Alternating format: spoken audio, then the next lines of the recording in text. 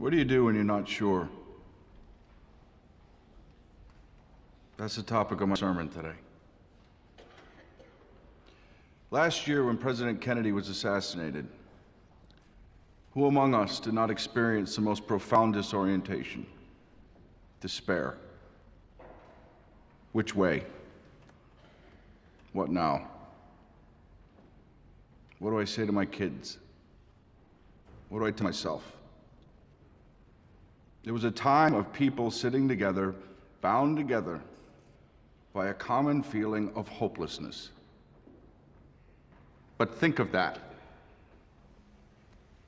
Your bond, your fellow being, was your despair.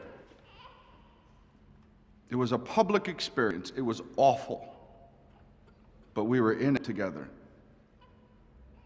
How much worse is it then for the lone man, the lone woman, stricken by a private calamity? No one knows I'm sick. No one knows I've lost my last real friend.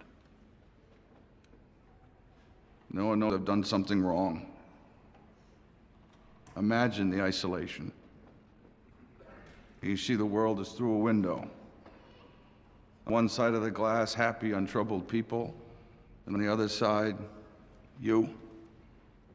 Bless you, sister. Thank you. I want to tell you a story. A cargo ship sank one night.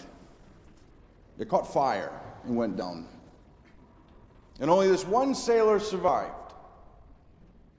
He found a lifeboat, rigged a sail, and being of a nautical discipline, turned his eyes to the heavens and read the stars.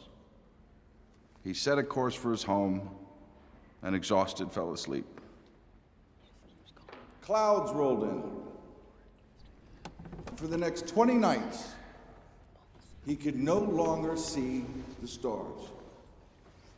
He thought he was on course, but there was no way to be certain. And as the days rolled on and the sailor wasted away, he began to have doubts. Had he set his course right? Was he still going on towards his home, or was he horribly lost and doomed to a terrible death? No way to know. The message of the constellations, had he imagined it because of his desperate circumstance? Or had he seen truth once and now had to hold on to it without further reassurance?